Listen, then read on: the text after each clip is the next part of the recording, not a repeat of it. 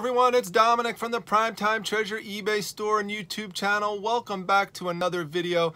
You know, when you go out and purchase something at a garage sale or an estate sale or a rummage sale, wherever the place may be, you're inevitably going to purchase something that has some type of sticky residue on the outside that you'd like to get rid of before putting it up for sale, because it will make the item present better and will sell better. But you're in a dilemma because you don't want to damage the product by trying to remove the sticky residue. So what do?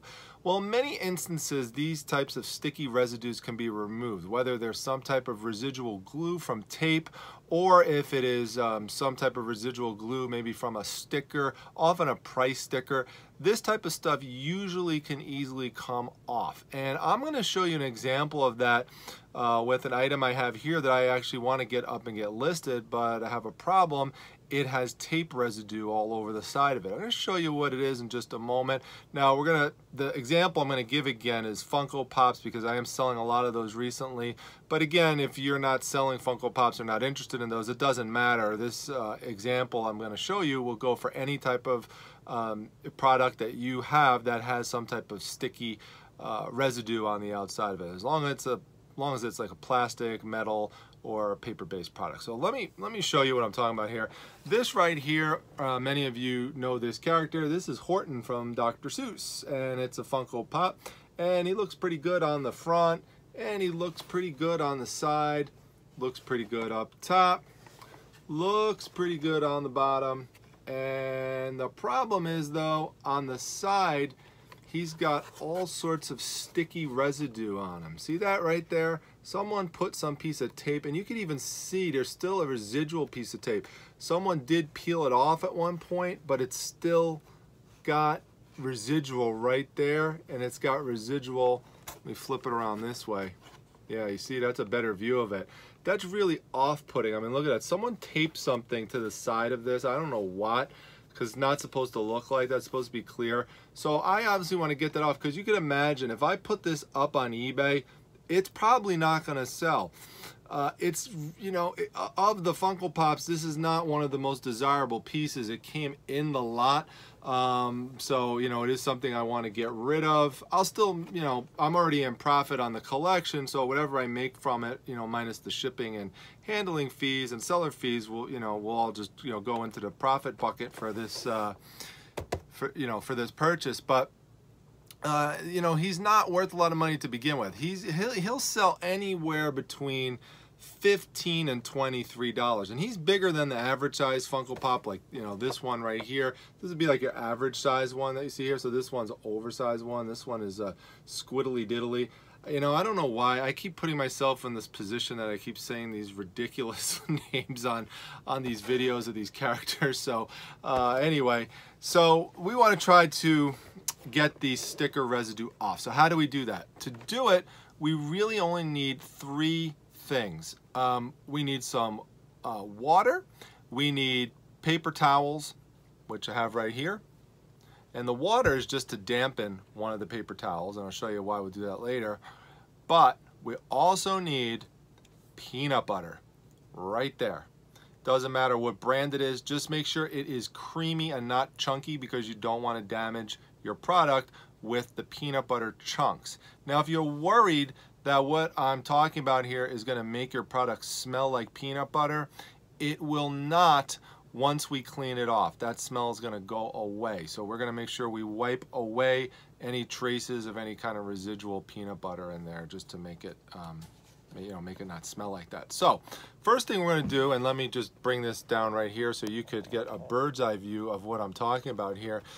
First thing I need to do is I need to get this tape off, this residual piece. So I'm just going to gently peel it back, and you want to just go slow with it.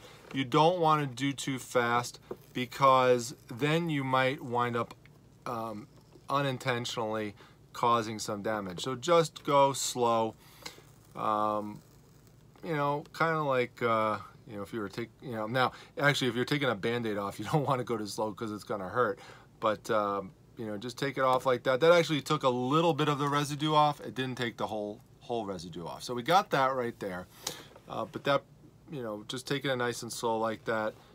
you know, depending on what type of product it's on. Like if this was actually on the paper itself, that's when you especially want to go slow. I mean, if I would have ripped that off fast, it probably wouldn't have caused a problem on the plastic part. But if it's on the paper part, there definitely is a difference between going slow and going fast. If you go fast and rip it off like that, you're probably going to take some of the paper with you. Not always, but sometimes you will. Take it nice and slow, different angles. That won't happen. So we got that off. Just look around, see if there's any more. No, there's not. Okay, so what we need to do now, and I'm just going to bring this up here for a moment, is we are just going to take one paper towel like that and just fold it up a little bit. Give yourself a nice little room to work.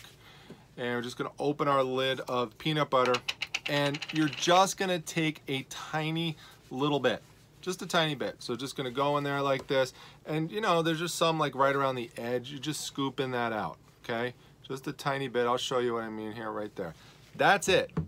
Not a lot, not giant, massive chunks of it, just a tiny bit. So now I'm gonna just show you what I'm gonna do with this as I apply it to the surface, and you'll see what happens.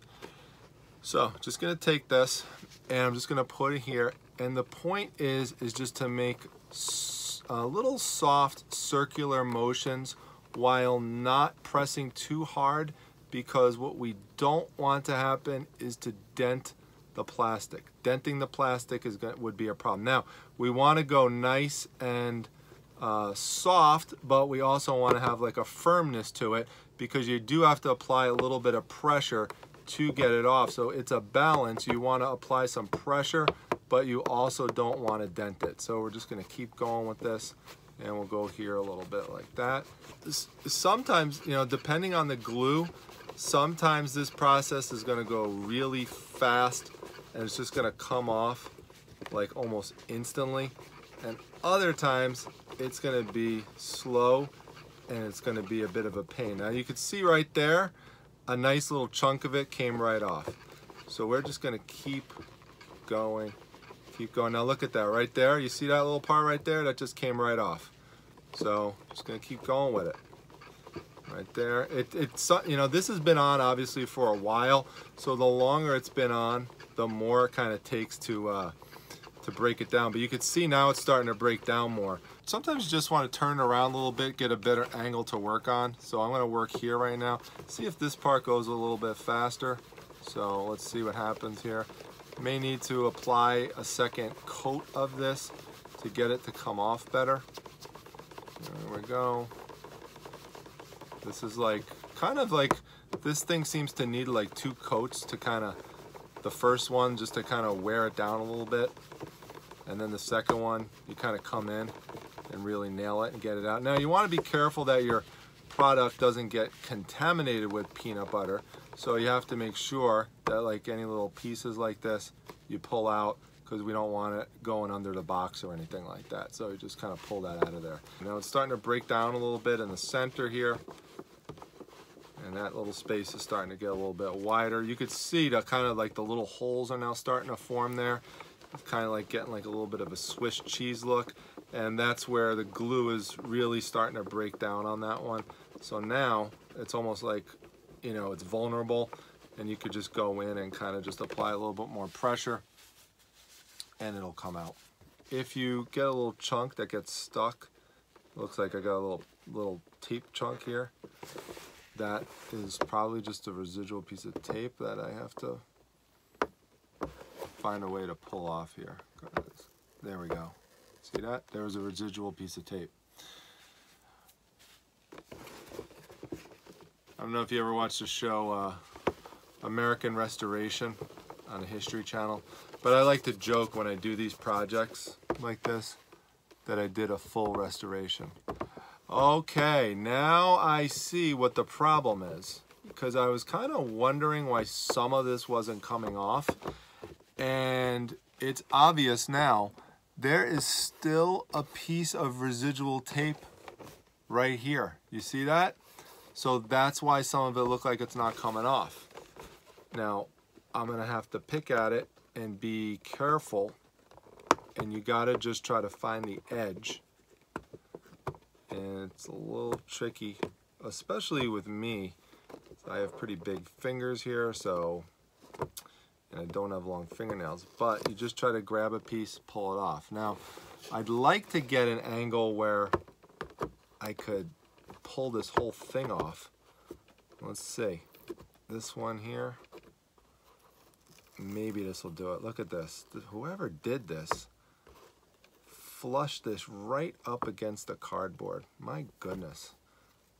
Now, fortunately, none of the other Funkos that I purchased have this issue on it, except this one. So I won't have to do this with any others. But before I start going in and attacking the glue again, I want to make sure that I have all this off. Yeah, I don't think there's any more there. So let's see. Let's try and hit it again and see if now that comes off. All right. You know, I feel like one of those surgeons that goes in for, like, you know, thinking they're going to do maybe a 45-minute surgery, and turns out to be like it's going on for, like, you know, 4 hours or something like that. It's like completely unexpected.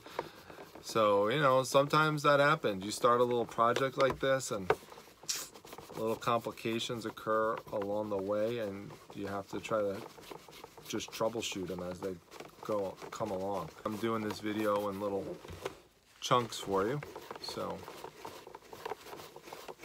you know, you could just kind of see it, because if I were to show you the entire thing, it would be super boring.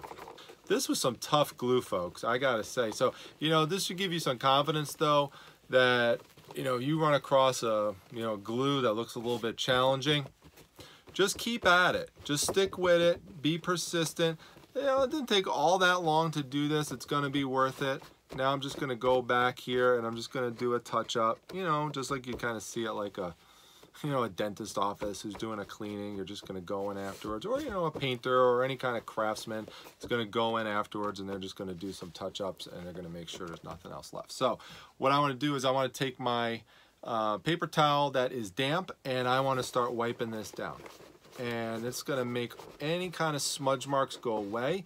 This is also going to take, believe it or not, this might sound like it's not believable if you haven't tried this before, but it is also going to help take away any kind of peanut butter scent or smell. That will pretty much be gone once you continue to wipe this down. So we're just gonna keep going at it, wipe it down, get it out, get that peanut butter out of there. All right, wipe the front down, wipe the side, and, you know, there's a few tiny little spots that I'm just gonna make sure I rub out. I'm satisfied that there's no dents. Let's see here, there's like a little piece of peanut butter here and I want to just get out of there. So what I'm going to probably do later after this video is done, I'll just kind of pick that little part out there with a toothpick. I don't have one down here with me right now, but I'll get that out a little later. So the key is, though, just to show you, now go rewind this video, look at the beginning of it, and now take a look at what it looks like, and you will see that this is a lot better than what it had originally looked like. So, you know, here we go. Nice and shiny, nice and clear. Does not have a strong peanut butter smell at all, a faint one. And what I'm going to do is I'm just going to keep wiping it down a little bit, and you know, that'll just kind of make it go away. If you still smell a little bit afterwards, what you could just do is just put like a little bit of soap on here, and just a tiny bit, and just kind of wipe it down like that, and that scent from the soap will make any kind of light residual peanut butter smell go away. And you want to make sure you wipe all that residual off in case anyone has like an allergy or something like that. You want to make sure that you're careful with that, and you take that, you know, you really get any kind of residual traces or trails off. That is one advantage of the olive oil. People really don't have an olive oil allergy, but they could have a peanut butter allergy. So you want to make sure you get all that kind of stuff off right there. So that's it. Nice and clean, nice and fresh, and this is ready to get listed. So I'm going to put Horton up. I hope you enjoyed this video and getting to see how exactly you could tackle a challenging residual glue product like this and still get it fixed, get it looking brand new without damaging the product. So if you like this video, please hit the like button down below. Make sure you drop a comment if you have a question or something you'd like to add.